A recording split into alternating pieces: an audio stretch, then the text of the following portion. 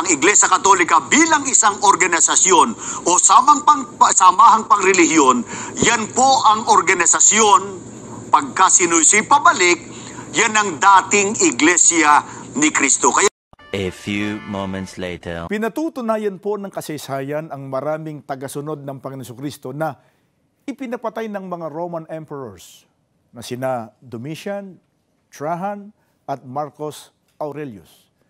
At maging ang mga papa ng Iglesia Katolika Romana, medyo mabigat, pero nagpapatotoo na sila po ay nagpapatay. Akin na ang buong sanlibutan.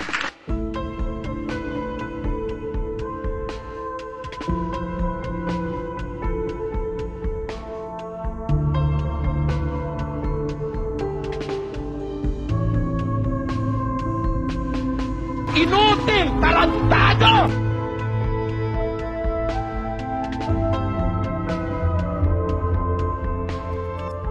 Na under sa domination ni Satanas. Take notice, I'm here already. Ako po si Gabon. At ito ang Factbusters! Sa puntong ito ng ating programa, kung hindi ka pa nakasubscribe, pakiclick po ng subscribe button at ang notification bell para updated po tayo sa ating mga susunod na videos. Kaya, let's go at simulan na natin!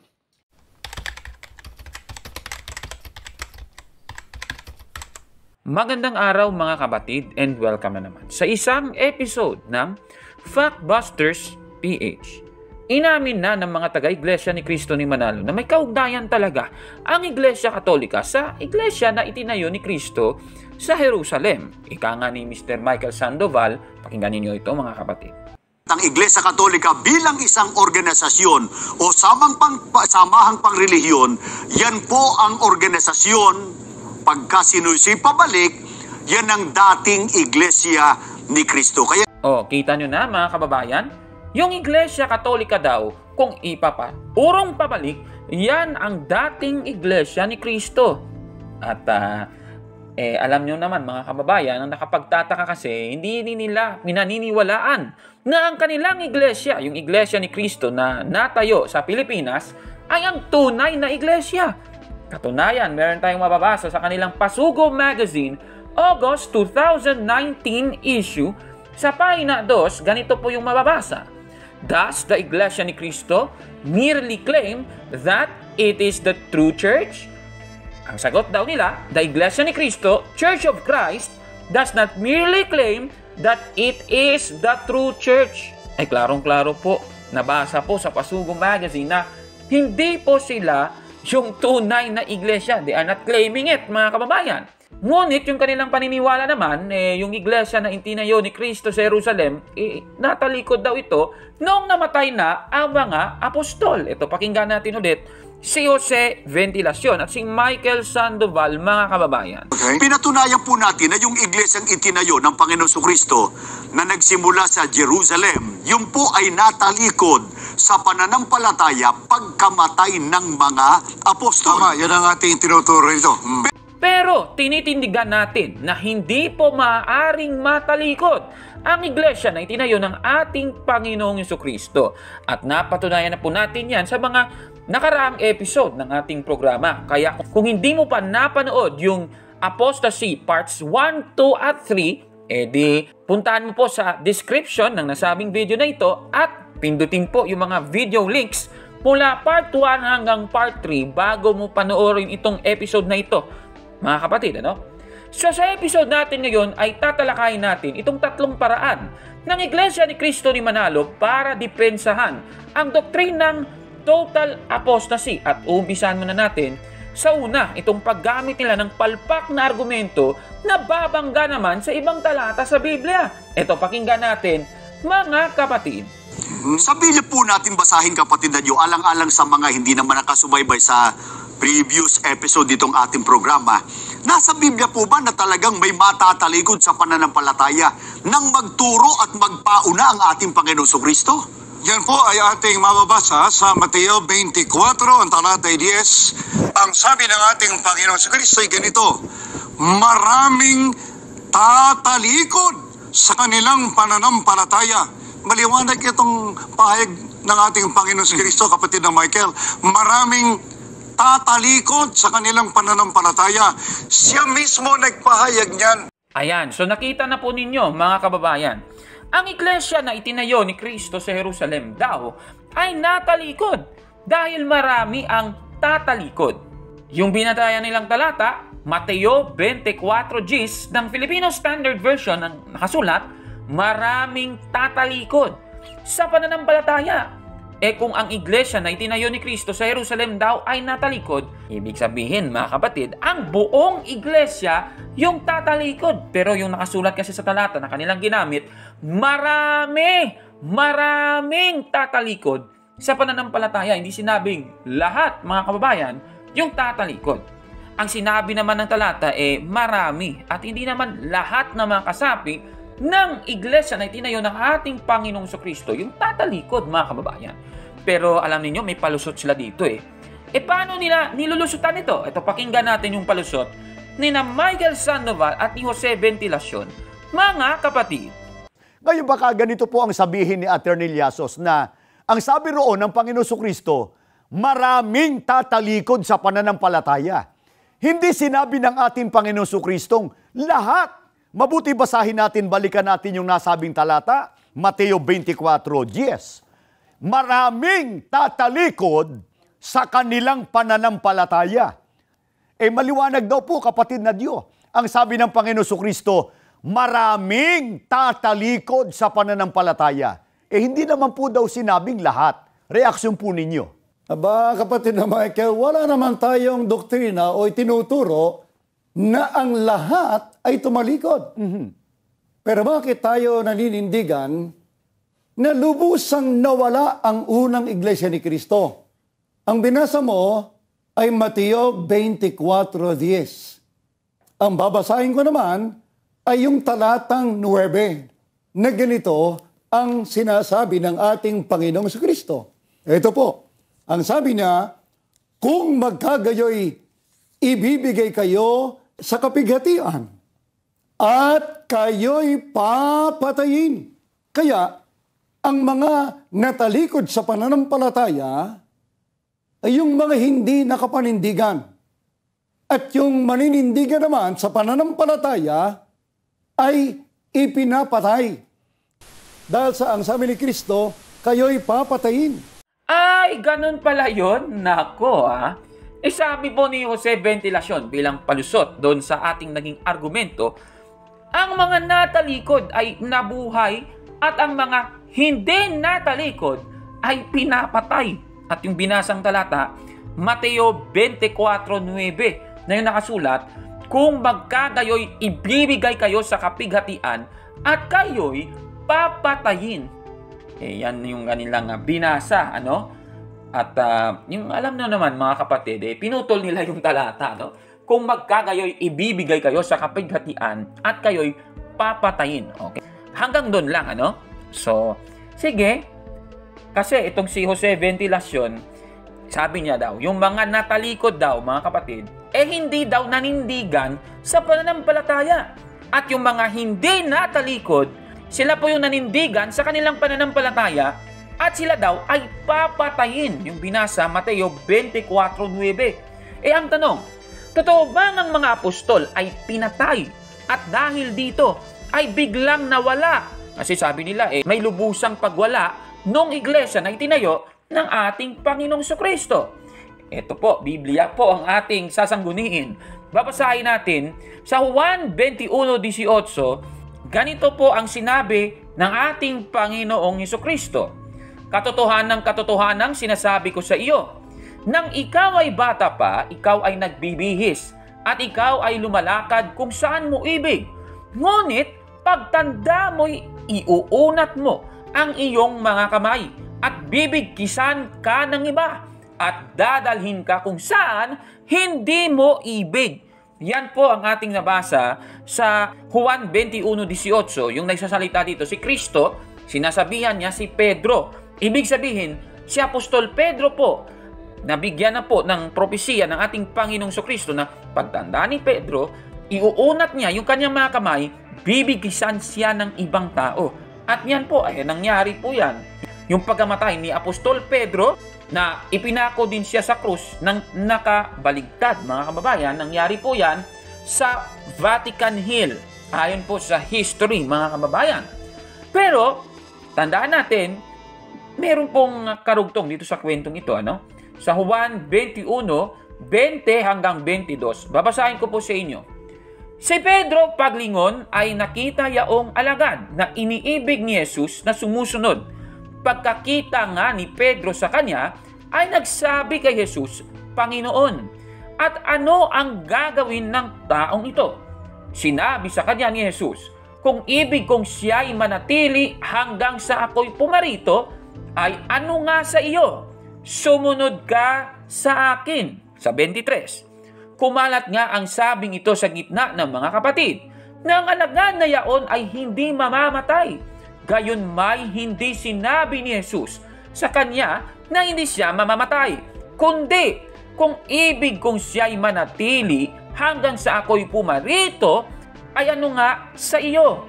Lumingon po si Pedro, nakita po niya yung lalaki, yung apostol na, sabi ng talata, alagad na iniibig ni Jesus. Yung tinatawag nating the beloved. Yan po, mga kababayan, ay walang iba kundi si Apostol Juan. At ayon po sa nabasa natin, yung alagad na ito, itong si Apostol Juan, ay hindi daw mamamatay. Ibig sabihin, mga kapatid, ayon po sa talata, hindi po mamamatay ang alagad na minamahal ni Jesus. Hindi naman literal na hindi daw mamamatay. Yung ibig sabihin po nito, mga kababayan, hindi po siya papatayin kagaya ng ibang mga apostol. Kaya nga, kumalat nga itong sabing ito ng ating Panginoong Jesucristo.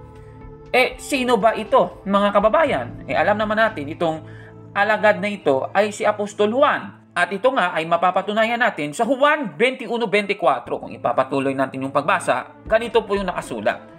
Ito ang alagad na nagpapatotoo sa mga bagay na ito. At sumulat na mga bagay na ito. Sino ba yung sumulat ng aklat na ito? Yung Juan. Di si Apostol Juan, di ba? At nalalaman natin na ang kanyang patotoo ay totoo. Klarong-klaro po yan, mga kababayan. Ang alagad na hindi mamamatay at ang alagad na minamahal ni Jesus ay si Apostol Juan. Tanong, ano bang nangyari kay Apostol Juan? Namatay ba siya? Pinatay ba si Apostol Juan? O namatay lang siya dahil sa kanyang katandaan? Babasahin po natin ang mga aklat. Ito pong history books, itong 12 Ordinary Men ni John MacArthur na isinulat noong 2002. Ganito po ang ating mababasa sa page 137. Isasalin ko po sa Tagalog para mas maunawaan po ninyo. Namatay si Juan ayon sa karamihang tala noong 98 AD sa panahon ng paghahari ni Emperor Trajan. Ayon kay Jerome, sa komentaryo niya sa Galacia, na ang matandang apostol na si Juan ay napakahina sa kanyang mga huling araw sa Efeso. Ano pat, kinailangan siyang dalhin papunta sa simbahan. Klaro-klaro, naging matanda pala itong si Apostol Juan. Ibig sabihin, mga kababayan, si Apostol Juan po ay hindi pinatay. Namatay si Apostol Juan dahil sa kanyang katandaan. Hindi po siya pinatay, mga kababayan. Kaya mali itong sinasabi ng mga taga-iglesia ni Cristo ni Manalo. Ibig bang sabihin, noong nabubuhay si Apostol Juan, dahil hindi siya pinatay, ay ibig sabihin nito, natalikod na siya? Nako, mukhang palpak ata yan, ha? Nakukuha niyo ba yung argumento natin, mga kababayan? Bakit mali yung palusot ni Jose Ventilacion, mga kapatid? Isa pang aklat na magpapatunay na totoo yung ating sinasabi. Babasahin natin. The 13 Apostles ni J. Ellsworth Kalas, yung 2002 edition ng ating babasahin, page 105, ganito po yung ating mababasa. Nang siya ay palayain sa Patmos, ayon sa tradisyon, si Juan ay dumating sa Efeso at doon ay naging isang iginagalang na tao. Sa panahong iyon, ang nag-iisang nabuhay na miyembro ng orihinal na 12. Klarong-klaro po yan, mga kababayan. Hindi po si Juan pinatay. Kaya si Apostol Juan ay nakaligtas sa mga persecutions na nangyari sa mga unang Kristiyano. At alam naman natin yung ibang mga apostol ng ating Panginoong Kristo, they are being persecuted po ng iba't ibang grupo na hindi naniniwala sa ating Panginoong Kristo. Kaya sa sinasabing ito ni Jose Ventilacion, Kaya, ang mga natalikod sa pananampalataya ay yung mga hindi nakapanindigan. At yung maninindigan naman sa pananampalataya ay ipinapatay. Dahil sa ang sabi ni Kristo, kayo'y papatayin. mali ito, mali. Kaya, busted yan, mali yan. Nako, palpak na unawa yan mga kababayan. Ano, ibig bang sabihin si Apostol Juan ay natalikod kasi di siya pinatay? Nako mali po yan. Ano ba yung paraan ng Iglesia ni Cristo ni Manalo para depensahan ang doktrina nilang total apostasy? Yung isa pa nilang ginagawa, patalon-talon ng mga talata sa Biblia para lang makapanira sa Iglesia Katolika. Ito, pakinggan ninyo yung kanilang ginagawa. Ito. Sino pa po ang ibinabala ng mga apostol na magiging kasangkapan sa ikatatalikod ng unang Iglesia ni Cristo? Sa Gawa 20:29, ganito ang binabanggit ng mga apostol. Dinggin natin ang pahayag ng Biblia. Alam kong pagkaalis ko'y magsisipasok ang mababangis na asong gubat at walang patawad na sisilain ang kawan.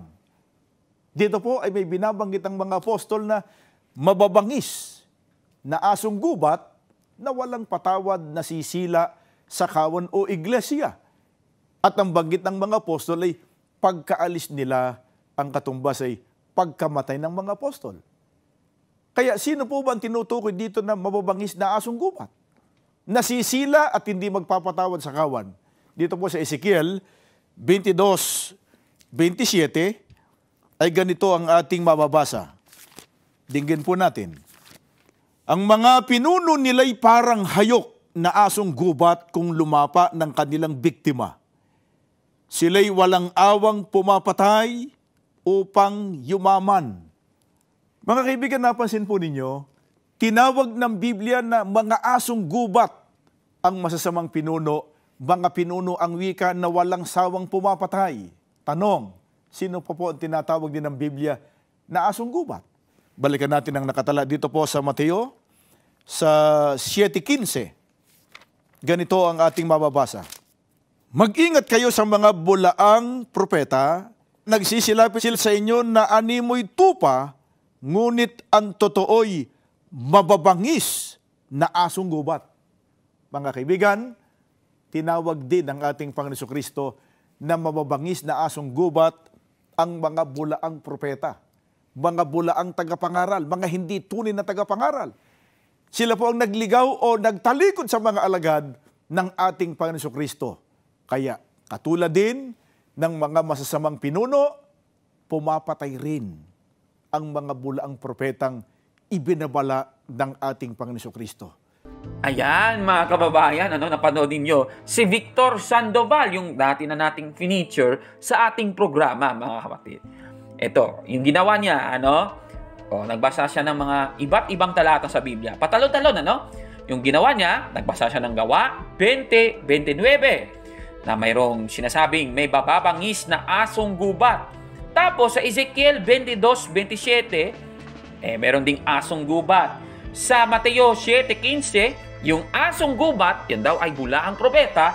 At sa Mateo 24:11, yung bulaang propeta, ililigaw daw yung marami. O para maintindihan ninyo kung bakit may patalon-talon itong si Victor Sandoval, ito ipapakita ko sa inyo yung connection ng kada isa daw. O sabi kasi sa Gawa 20:29, yung asong gubat daw na ito ay sisilain ang kawan.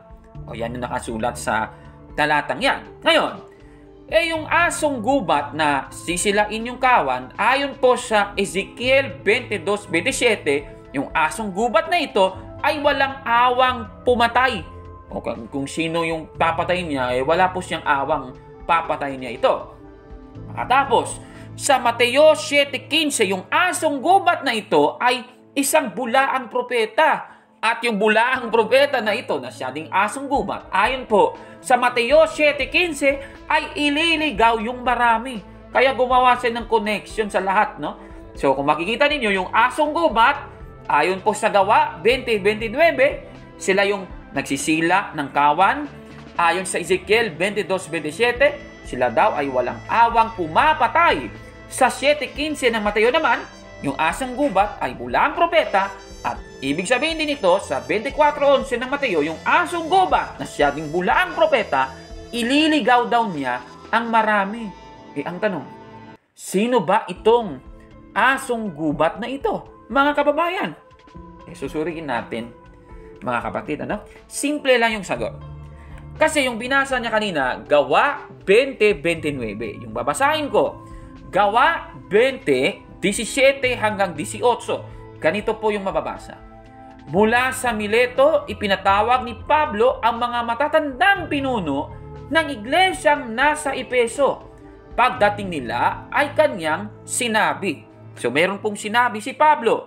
Yung nasa Gawa 20:18, patuloy. Sinabi niya yung mga salitang ito sa mga matatandang pinuno ng iglesyang nasa Efeso. Ayon po sa talata. Ano bang sinabi ni Pablo?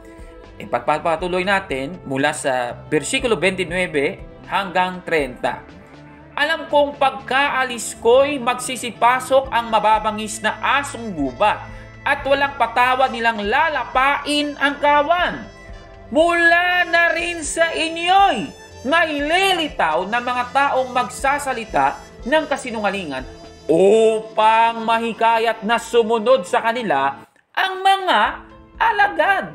Klarong-klaro po ng ating nabasa. Ang lilitaw na ito ay manggagaling sa loob at aalis sila ng iglesia. Bakit ko ba sinabing ganito? Sabi nga sa talata, mula na rin sa inyo. Saan ba galing? Di sa loob ng iglesia. Pagkatapos, ano bang mangyayari? Yung taong yon magsasalita ng kasinungalingan. Ano mang gagawin ngayon ng mga miyembro na maniniwala sa taong nagsasalita ng kasinungalingan? Di mahihikayat na sumama doon sa taong yon at aalis sila. Kasi sabi ng talata, maghihikayat itong taong ito na sumunod sa kanila. Klarong-klarong po ng ating nabasa. Ang tanong, ano ba itong nangyari sa mga naniwala sa taong nagdadala ng kasinungalingan? Babasahin natin, ha. Sa unang Juan 2:19, ganito po yung ating mababasa. Kahit na sila'y mga dati nating kasamahan, ang mga taong iyon ay hindi natin tunay na kasama, sapagkat kung sila'y tunay na atin, nanatili sana silang kasama natin. Ngunit, umalis sila upang maging maliwanag na silang lahat ay hindi tunay na kasama natin. Klarong-klaro po yung sinabi ni Apostol Juan dito, mga kababayan. Ibig sabihin, itong mga bulaang propeta na tinutukoy ay ang galing sa kinagis ng iglesia na umalis at nagtayo ng sarili nilang iglesia. Ano bang iglesia yung tinutukoy dito na itinayo ng bulaang propeta na nagdadala ng kasinungalingang aral? Alam niyo naman kung sino. Katoliko ba yan? Ito, pakita ko na lang sa screen. Di ba? Sino yan? Yung galing dati sa Iglesia Katolika?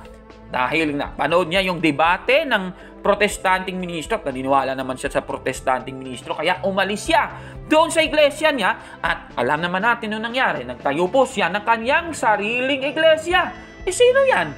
Katoliko ba yung iglesyang itinayo niya? Mukhang palpak ata yung argumento ni Victor Sandoval. Kaya, alam nyo na kung saan galing ang mga bulaang mga ngaral, mga kababayan. Ano ngayon ang pagpaparatang ng ministrong ito na si Victor Sandoval sa Iglesia Katolika mula sa patalon-talon niyang ginagawang ito? Pakinggan natin yung pangatlong paraan para depensahan yung kanilang pananampalataya tungkol sa doktrinang total apostasy. Yung ginagawa nila, gagamit ng aklat na yung may akda, kilalang naninira talaga sa Iglesia Katolika nang walang batayan. Pakinggan natin muli, Victor Sandoval, mga kababayan. Kaya sa ating pagtalakay ngayon, mga kaibigan, laliman natin ang ating pag-aaral. Pinatutunayan po ba ng kasaysayan ang ginawang pagpapapatay ng mga emperador at ng mga papa ng Iglesia Katolika? Mabuti po, panoorin at pakinggan po natin ito. Sa Hayles Bible Handbook, sa pages 761 to 762, ay ganito ang mababasa. Domitian, 95 AD, Sinimulan ni Domitian ang isang pag-uusig laban sa mga Kristiyano. Yaon ay maikli, ngunit lubhang malupit. Trajano, AD 98 to 117. Ang Kristyanismo ay itinuring na isang illegal na relihiyon. Ang mga Kristiyano ay hindi pinaghahanap, ngunit kapag naparatangan ay pinarurusahan. Marcus Aurelius, 161 to 180. Pinasigla niya ang pag-uusig sa mga Kristiyano. Ito ay malupit at mabangis, ang pinakamabagsik mula sa panahon ni Nero. Libo-libo ang pinugutan ng ulo o kaya'y inihagis sa mababangis na hayop. Septimus Severus, 193 to 211. Ang pag-uusig na ito ay lubhang napakalupit. Decius, 249 to 251. Buong tatag na nakatalagang lipulin ang Kristyanismo. Valerian, 253 to 260. Higit na mabangis kaysa kay Decius. Nilayon niya ang lubos na pagkawasak ng Kristyanismo. Maraming mga lider ang pinatay. Diocletian, 284 to 305. Ang huling pag-uusig ng imperyo at siyang pinakamalupit. Ang mga Kristiyano ay pinaghahanap sa mga yungib at kagubatan. Sila'y sinunog, itinapon sa mga mababangis na hayop, pinagpapatay sa pamamagitan ng lahat ng uri ng pagpapahirap na maaaring likhain ng kalupitan. Sa page 770, Leo I, AD 440 to 461, ipinahayag niya ang kanyang sarili na Panginoon ng buong iglesia, nagtaguyod ng eksklusibong pangkalahatang kapapahan. Sinabi na ang pagtutol sa kanyang kapangyarihan ay isang tiyak na daan patungo sa impyerno. Itinaguyod ang parusang kamatayan sa erehiya. At sa page 776 to 777 ay ganito ang mababasa. Inocencio III, 1198 to 1216. Pinakamakapangyarihan sa lahat ng mga papa. Iniutos ang paglipol o pagpapapatay sa lahat ng mga erehe. Itinatag ang Inkisisyon. Ang Inkisisyon, tinatawag na banal na tanggapan, ay itinatag ni Papa Inocencio III at pinerpekto sa ilalim ng ikalawang sumunod na Papa na si Gregorio IX. Ito ang hukuman ng Iglesia sa pagtunton at pagpaparusa sa mga erehe. Sa ilalim nito, ang bawat isa ay inuutusang mag-ulat laban sa mga erehe. Ang sino mang mapaghinalaan ay nahaharap sa pagpapahirap nang hindi niya nalalaman ang pangalan ng nagparatang sa kanya. Ang mga paglilitis ay lihim. Mga kaibigan, nasubaybayan naman po ninyo, narinig po ninyo, napanood. Pinatutunayan po ng kasaysayan ang maraming tagasunod ng Panginoon Jesucristo na ipinapatay ng mga Roman emperors na sina Domitian, Trajan at Marcus Aurelius. At maging ang mga papa ng Iglesia Katolika Romana, medyo mabigat, pero nagpapatotoo na sila po ay nagpapatay. Nako, grabing akusasyon yan mga kababayan, ano? Nagbasa po sila ng aklat, itong aklat na Halley's Bible Handbook, an abbreviated Bible commentary ni Henry Halley. Ang daming binasa eh. Ayan, no? Nakikita nyo sa screen. Ayan, una, binasa nila itong yung ginawa ng mga Roman emperors noon. Sina Domitian, sina Aurelius, sina Decius, Septimius Severus, Valerian, Diocletian, ang dami.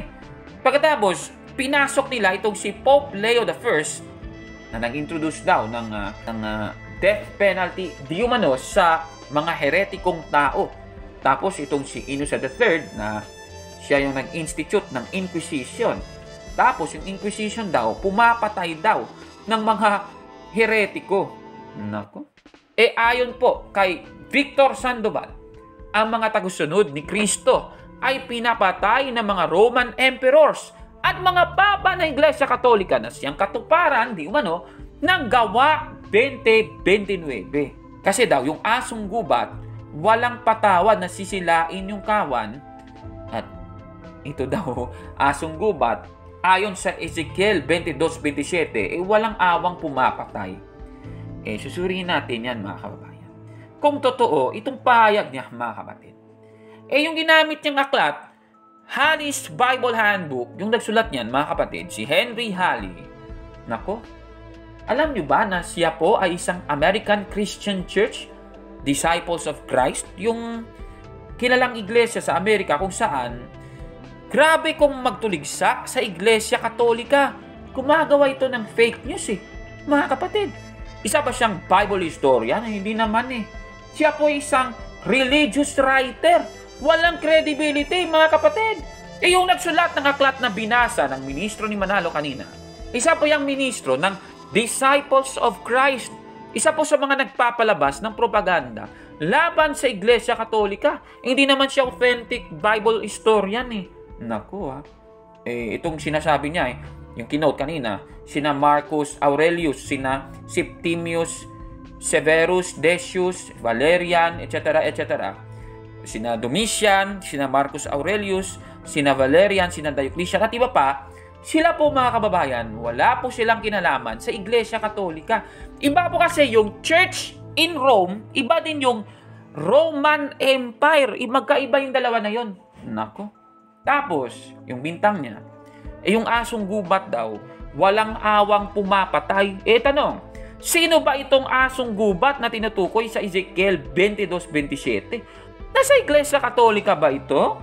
Yung kaniyang ginamit kasi, yung kaninang binasa, Halley's Bible Handbook, sinasabi dito na yung si Pope Leo I, siya daw ay advocate ng death penalty sa mga heretiko.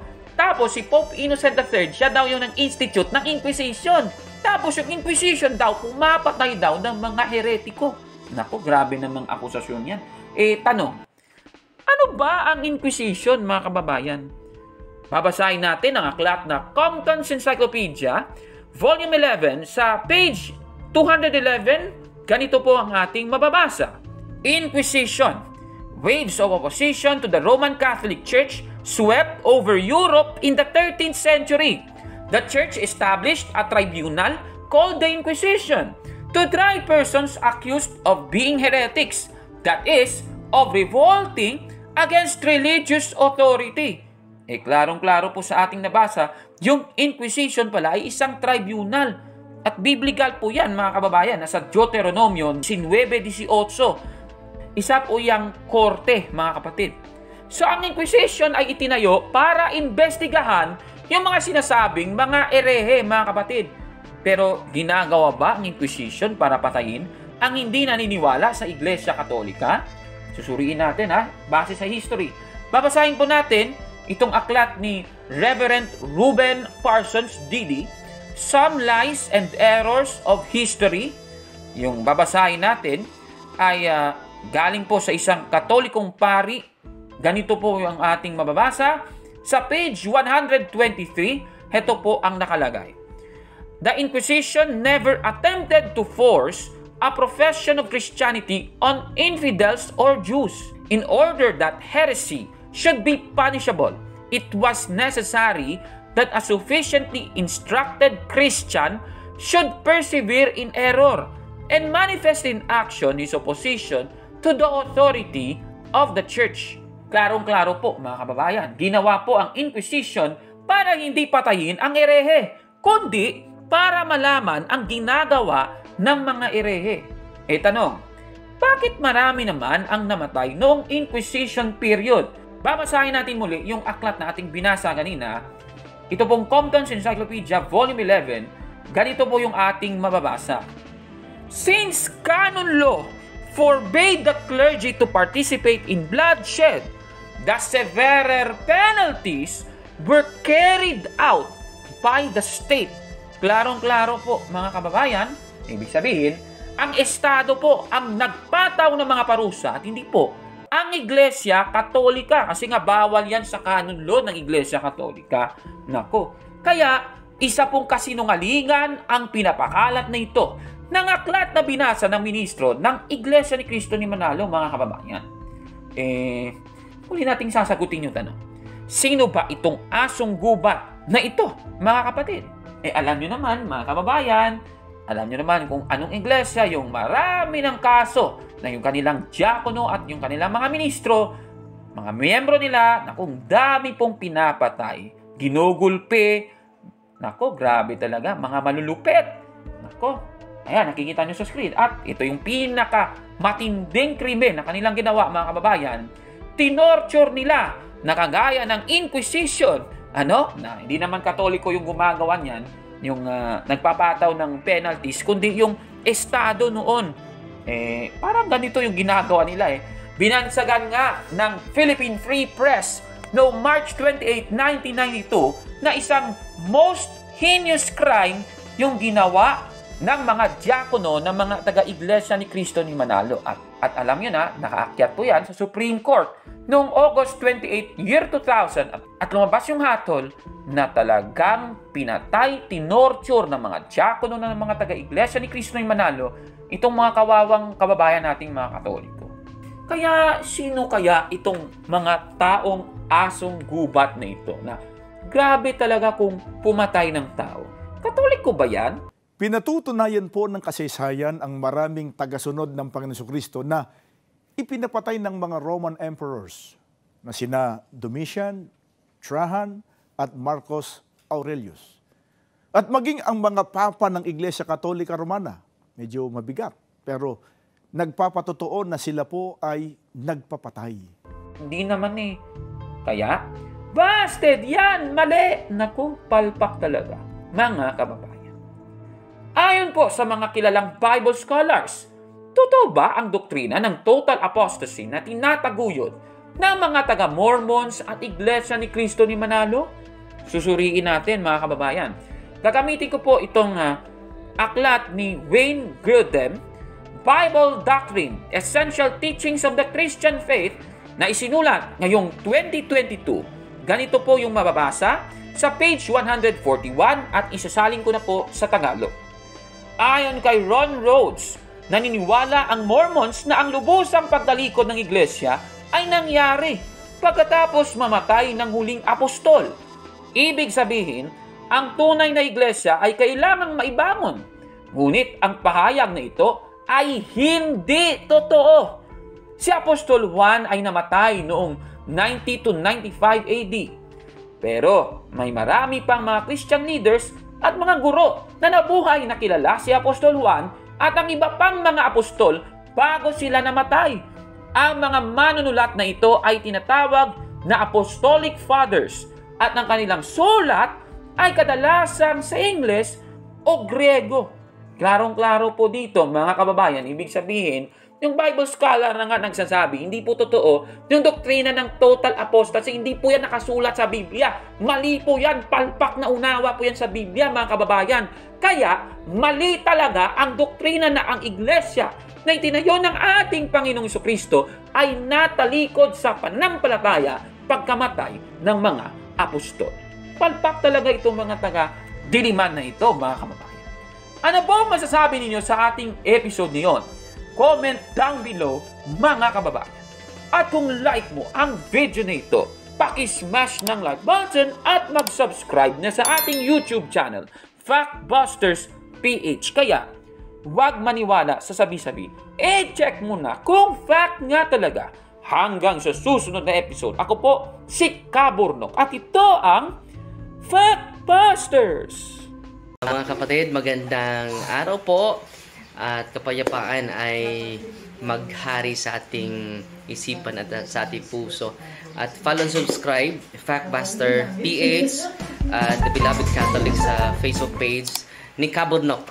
At abangan nyo si Kaburnok, no? Dahil marami siyang i-reveal na mga maling aral at matutunan natin ang katotohanan. Dahil ang katotohanan ay magbigay sa atin ng tunay na kalayaan. God bless!